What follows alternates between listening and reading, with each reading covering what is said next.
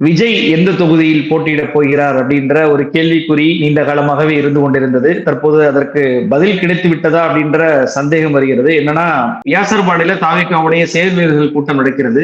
அதுல முன்னணி தலைவர்கள் அதாவது ஒரிஜினா புசி ஆனந்த், செங்கோட்டையன், பிரபாகர் உள்ளிட்ட அனைவரும் பங்கு கொண்ட அந்த கூட்டத்தில் பெரம்பூர் தொகுதியில் தான் விஜய் அவர்கள் போட்டியிட வேண்டும் என்று ஆதவ ஒரிஜினா ஒரு தீர்மானத்தை போட்டிருக்கிறார். புசி ஆனந்தும் அதை வரவேற்றிருக்கிறார். பெரம்பூர் தொகுதியில் விஜய் போட்டியிடக்கூடிய சூழல் ஏறக்குறைய உறுதியாகிவிட்டதாகவே தெரிகிறது. வட சென்னையை தாவேகா குறிவைக்கிறது. எப்படி இருக்கும்? சேகர்பாபு அவர்கள் தான் திமுக வட சென்னையுடைய முக்கிய முகமாக இருக்கிறார். அவரை மீறி விஜயால் அந்த தொகுதியில வெற்றி பெற முடியுமா? நீங்க எப்படி பார்க்கிறீங்க? விஜய் இப்போது தேர்தலில் தேர்ந்தெடுக்க போவது கமல் வழியா அல்லது விஜயகாந்த் வழியா என்பதுதான் இங்க இருக்கக்கூடிய கேள்வி. என்ன சார் கமல் வழி விஜயகாந்த் வழி அப்படின்னா, போட்டியிட்ட முதல் சட்டமன்ற தேர்தலில் ஒரே ஒரு இடத்தில் விஜயகாந்த் மட்டும் வெற்றி பெற்று சட்டமன்றத்துக்கு போனார், விருதாச்சலம் தொகுதி. இது விஜயகாந்த் வழி. கோயம்புத்தூர்ல வானதி சீனிவாசனோடு மிக நெருக்கமாக போட்டியில் இருந்து வெற்றி வாய்ப்பை இழந்தார் கமலஹாசன். இது கமலஹாசனுடைய வழி. இப்ப நீங்க பெரம்பூர் தொகுதியை தேர்ந்தெடுத்ததன் மூலமாக கமலஹாசனுடைய வழிக்குத்தான் தயாராகி கொண்டிருக்கிறார் விஜய் என்றுதான் நான் புரிந்து கொள்கிறேன். ஏன் பெரம்பூர்ல கமலஹாசன் வழிதான் இருக்கணுமா? விஜயகாந்த் மாதிரி போட்டியிட்ட முதல் சட்டமன்ற தேர்தலில் வெற்றி பெற்று அந்த கட்சியினுடைய முகமாக இருக்கிற விஜய் சட்டமன்றத்துக்கு போகக்கூடாதுன்னா அதுக்கு பெரம்பூர் தொகுதி உகந்ததாக இல்ல. ஆதவ அர்ஜுன் ஏதோ திட்டமிட்டு பெரம்பூர் தொகுதியில கொண்டு போய் அவரை மாட்டி விட பாக்குறாரு அப்படின்னு தான் நான் புரிஞ்சுக்கிறேன். சத்தியவாணி முத்துவை யாரும் மறந்து விட முடியாது. சத்தியவாணி முத்து 3 முறை போட்டியிட்டு வெற்றி பெற்ற தொகுதி பெரம்பூர் தொகுதி. திராவிட முன்னேற்ற கழகத்தினுடைய அடர்த்தியான கோட்டை. எனக்கு நேரடியாகவே தேர்தல் அனுபவம் உண்டு. 2006ல அதிமுக கூட்டணியில் நாங்கள் மதிமுக அங்கம் வகித்தோம். அப்ப நாங்கெல்லாம் மதிமுகல இருந்தோம். எங்க தென்சென்னை மாவட்ட செயலாளர் வேளச்சேரி மணிமாறன் தான் கேண்டிடேட். அப்போ கடுமையான எலெக்ஷன் ஒர்க், ரொம்ப டஃப் ஃபைட்டு. மார்க்சிஸ்ட் கம்யூனிஸ்டுக்கும் எங்களுக்கும் டஃப் ஃபைட்டு. அப்ப என்னன்னு பாத்தீங்கன்னு சொன்னா, அதிமுகவுக்கு களத்துல அங்க வாக்காளர்களே இல்லைன்றத நாங்க போய் பார்த்தோம். ஒவ்வொரு முறை தேர்தல் பிரச்சாரத்தின் போதும் எங்களை விட திமுக வலுவாக அங்க தேர்தல் பிரச்சாரங்களை முன்னெடுக்கிறதும், தென்சென்னை மாவட்ட செயலாளராக இருந்த மணிமாறன் ஒரு பெரிய பொட்டன்சியல் ஸ்ட்ரென்த்தாக இருந்தார் மதிமுகவுக்கு. அவர் என்ன பண்ணார்னா, தென்சென்னையில் இருந்த தன்னுடைய ஆட்களை எல்லாம் கொண்டு வந்து பெரம்பூர்ல வேட்பாளர்களுக்கு துணை நிற்பதற்கு தயார்படுத்தி போட்டார், ஆட்களை கொண்டு வந்து. அதன் பிறகு தேர்தல் பணிகள் கொஞ்சம் வேகம் எடுத்தது. எனக்கு தெரிய அதிமுக கூட்டணி ரொம்ப நியர் டு மார்ஜின்ல வந்து தோல்வி அடைந்தது அந்த தேர்தல்ல தான். மத்த எல்லா தேர்தலையும் 30,000 40,000 வாக்குகள் வித்தியாசத்துல, அதிகபட்சமா 50,000 வாக்கு வித்தியாசத்துல தோல்வியை தழுவி இருக்கிறாங்க. இப்படி திமுகவுக்கு மிக மிக சாதகமான தொகுதி. கடைசியில நாங்க என்ன நடந்ததுன்னு கேட்டா, 74,000 வாக்குகள் வாங்கி எங்க வேட்பாளர் மணிமாறன் தோல்வியை தழுவினாரு. சவுந்தரராஜன் பொதுவுடைமை இயக்கத்தினுடைய மூத்த முன்னோடிகளில் ஒருவர், தொழிற்சங்கத்துக்காகவே தன்னை அர்ப்பணித்துக் கொண்டிருக்கிற மார்க்சிஸ்ட் கம்யூனிஸ்ட் கட்சியினுடைய தலைவர். அவர் பல்வேறு தொழிற்சங்க பொறுப்புகள்ல இருந்தவர். அங்க ரயில் பெட்டி தொழிலாளர்களினுடைய தொழிற்சங்கம்ன்றது ரொம்ப பெருசு, ரயில்வே தொழிலாளர்கள் சங்கம்ன்றது. அந்த தொழிற்சங்கத்தில் பணியாற்றக்கூடியவர்களுடைய வாக்குகள் நிரம்ப இருக்கக்கூடிய பகுதி. அப்ப மார்க்சிஸ்ட் கம்யூனிஸ்ட், திமுக இதெல்லாம் சேர்ந்தா ஒரு பெரிய ஸ்ட்ரென்த்தாக அந்த இடத்துல மாறும்ன்றத நாங்க 2006 தேர்தலையே பார்த்தோம்.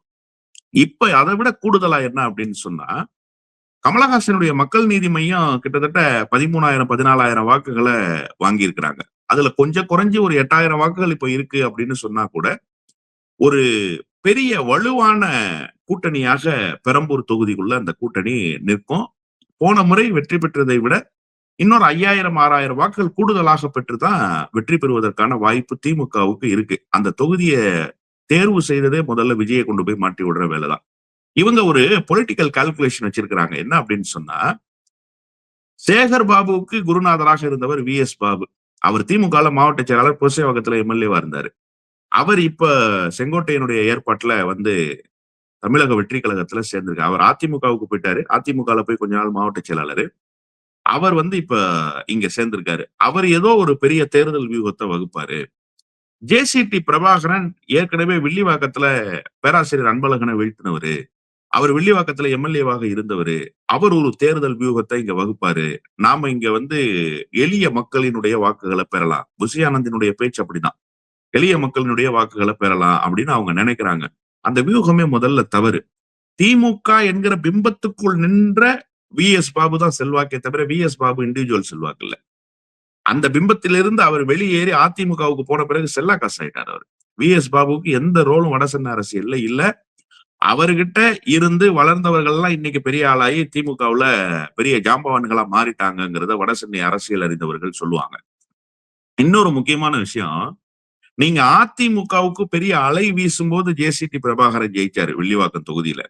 அவர் ஒன்னும் ஏதோ தன்னுடைய சொந்த செல்வாக்குல பேராசிரியரை வீழ்த்தல. இதே 2006 தேர்தல்ல அண்ணன் சீமா பஷீர் துறைமுகத்துல பேராசிரியரை நெக் டு நெக் மோதி பார்த்துட்டாரு. வெறும் 400 சொச்சம் ஓட்டு வித்தியாசத்துலதான் பேராசிரியர் வெற்றி பெற்றார் துறைமுகம் தொகுதியில. கடைசி நேரத்து வெற்றி அது.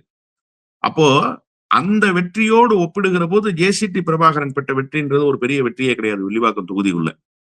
வில்லிவாக்கம் தொகுதியில திமுகவுக்கு எதிரான அலை வீசிய அந்த காலகட்டத்துல 2011 வெற்றி பெற்றவர் தான். அவர் ஒன்னும் இண்டிவிஜுவல் செல்வாக்கள் இல்லை. இப்ப இவங்க 2 பேர் என்ன பெரிய தேர்தல் வியூகத்தை வகுத்துருவாங்க? அப்ப இவங்களுடைய கணக்கு என்னன்னா, இந்த 2 பேரை மையப்படுத்தி வைத்திருக்கிற கணக்கும் தவறு, பெரம்பூர் தொகுதியை தேர்ந்தெடுத்திருக்கிறதும் முதல்ல தவறு. கொளத்தூருக்கு மிக அருகாமையில் இருக்கக்கூடிய தொகுதி பெரம்பூர் தொகுதி. கொளத்தூரினுடைய அலை பெரம்பூர்ல வீசாதா? பெரம்பூர்ல ஏற்கனவே ஆர்.டி. சேகர் மாவட்ட செயலாளராக இருந்தவர், இளைஞர் அணியில துணை அமைப்பாளராக இருந்தவர், அந்த பகுதி மக்களுக்கு நன்கு பரிச்சயமானவர், கடந்த தேர்தலில் மிக அதிகமான வாக்கு வித்தியாசத்துல வெற்றி பெற்றவர். அந்த இடத்துல கொண்டு போய் இவங்க விஜயை நிறுத்துவதன் மூலமாக விஜய்க்கு மறைமுகமாக தோல்வியை தேடி தருகிற வேலையைத்தான் செய்கிறார்கள் என்றுதான் நான் புரிந்து கொள்கிறேன். இல்ல, ஆனா அவங்க என்ன சொல்றாங்கன்னா, விஜய் சென்னையில் அது போட்டியிட்டாரு, அது வட சென்னையில் போட்டியிட்டாரு அப்படின்னா முதலமைச்சருடைய தொகுதிக்கு நெருக்கடி வரும். ஒட்டுமொத்தமாக சென்னையவே வந்துட்டு தாவேக்கா கோட்டையாக மாற்றக்கூடிய விஷயம் என்பது நடக்கும் அப்படின்னு சொல்லி அவங்க கால்குலேஷன் பண்றாங்க. ஆனா சேகர் பாபு அவர்களை பொறுத்த வரைக்கும் அவர் செயல் பாபு அப்படின்னு சொல்லிதான் முதலமைச்சர் வந்து அழைப்பாரு. அவர் அவ்வளவு ஈஸியா விட்டு கொடுக்கக்கூடிய நபர் வந்து கிடையாது. ஆர்.டி. சேகர் நீங்கள் குறிப்பிட்ட அவரும் கூட 2019 இடைத்தேர்தலில் இருந்து மிகப்பெரிய வாக்கு வித்தியாசத்துல வெற்றி பெறுகிறார். 2021 வெற்றி பெறுகிறார். இவர்களை எல்லாம் மீறி விஜயால வெற்றி பெற முடியுமா?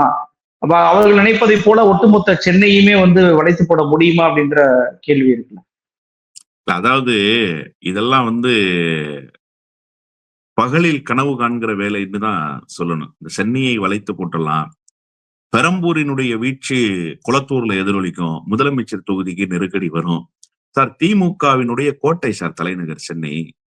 அத வந்து மிக சொற்பமான இடங்களில் வந்து அதிமுக தட்டி பறித்தது ஜெயலலிதா அம்மையார் இருக்கிற போது. ஜெயலலிதா அம்மையாருடைய மறைவுக்கு பிறகு மீண்டும் சென்னையை தன்னுடைய கோட்டையாக மாற்றிக் கொண்டது திமுக. நீங்க திருவள்ளூர் மாவட்டத்திலிருந்து கணக்குக்கு வாங்க.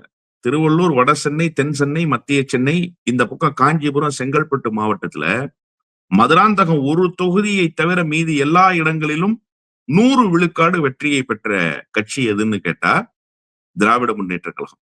திராவிட முன்னேற்ற கழகத்தினுடைய கூட்டணி. வேளச்சேரியில நண்பர் ஹசன் மௌலானா வெற்றி பெற்றாருன்னு வச்சுக்கோங்களேன். அதே மாதிரி ஸ்ரீபெரும்புத்தூர்ல அண்ணன் செல்வ பெருந்தகை, இந்த பக்கம் செய்யூர், திருப்போரூர்ல விடுதலை சிறுத்தைகள் அண்ணன் எஸ்.எஸ். பாலாஜியும் பனையூர் பாபுவும் வெற்றி பெற்றாங்க. அப்போ ஒட்டுமொத்தமாக திமுக கடந்த தேர்தலில் வெற்றியை ஈட்டி வந்த ஒரு கட்டமைப்பு எதுன்னு கேட்டீங்கன்னா தலைநகர் சென்னை, அதை சுத்தி இருக்கிற கட்டமைப்பு.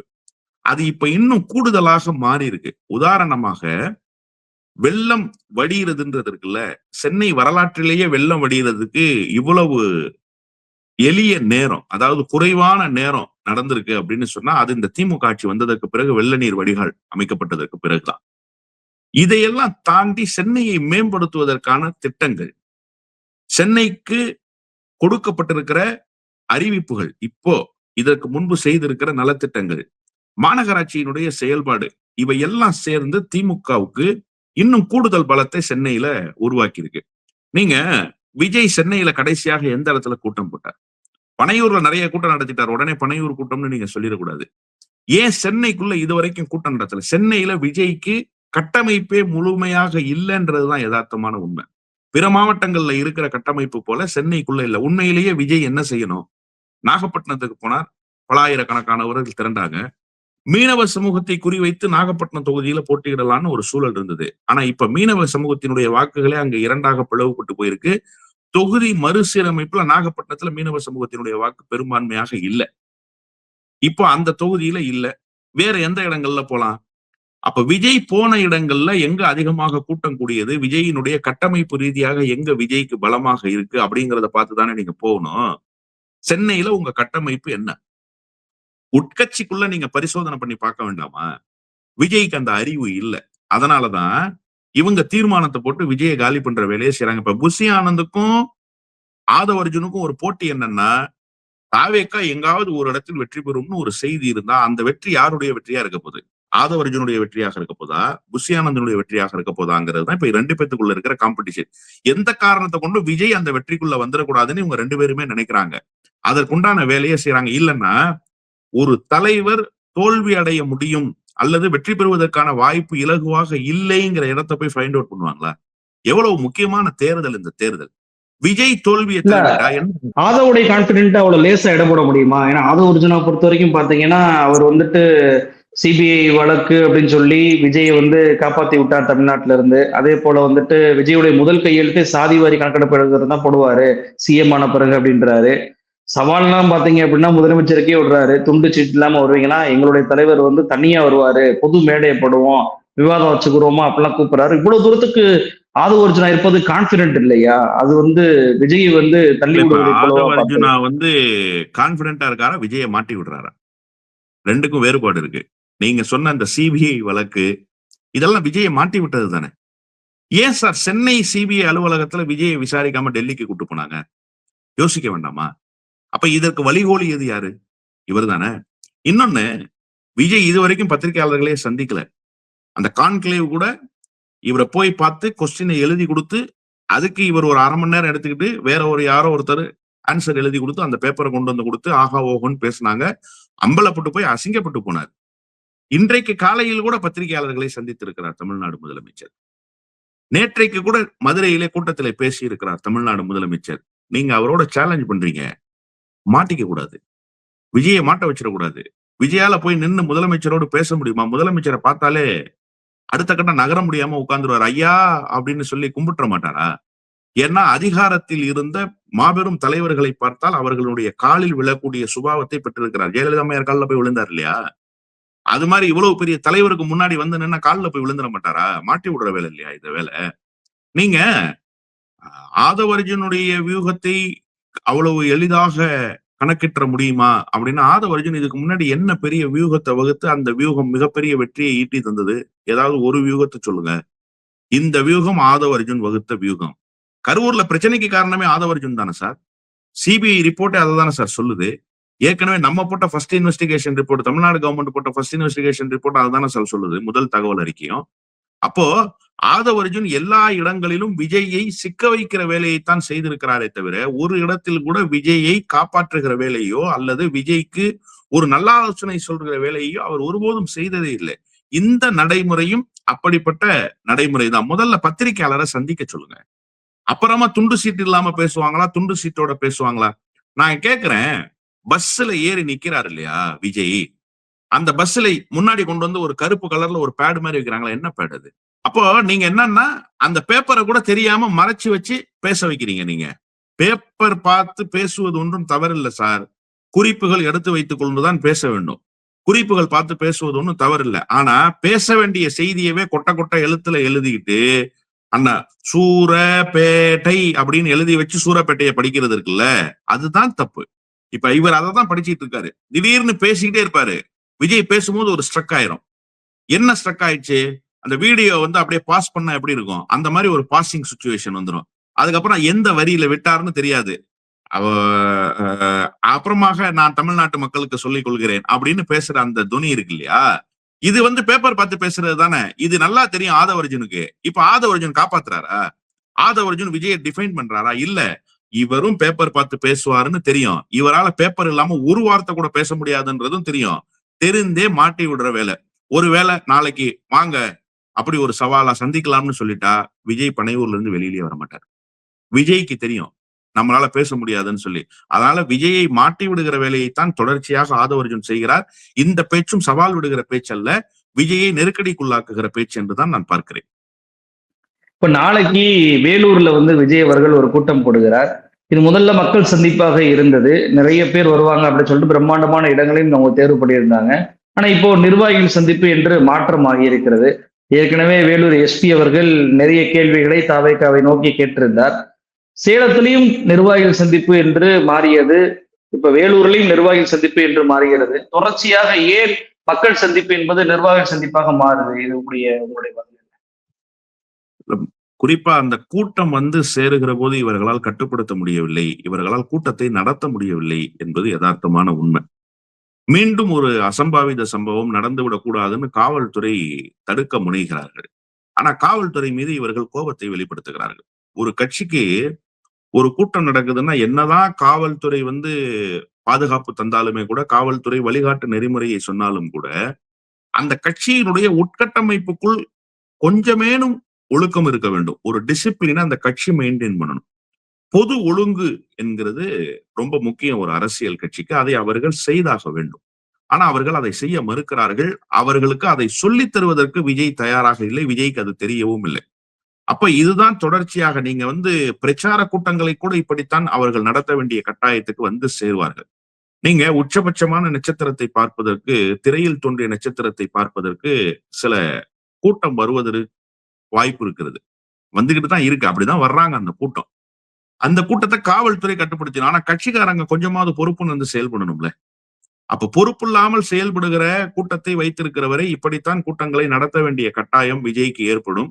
கடைசி வரை விஜய் இப்படித்தான் கூட்டத்தை நடத்தணும். அது நிர்வாகிகள் கூட்டம்னு. நிர்வாகிகள் கூட்டம் நடத்துறதுலயே 1008 நெருக்கடி வந்ததே. அதுலயே பொய் சொன்னாங்களே. அதுல என்ன செஞ்சாங்க? இவங்க குறிப்பிட்ட நேரத்துக்கு காவல்துறை அனுமதி கொடுத்தது. ஆனா காவல்துறை வேணும்னே வெயில் நேரத்தை கொடுத்தாங்கன்னு சொன்னாங்க. அப்புறம் காவல்துறை என்ன நடந்ததுன்றத அந்த கடிதத்தோட வெளியிட்டதுக்கு பிறகுதானே இந்த நாட்டு மக்களுக்கு அம்பலமாச்சு.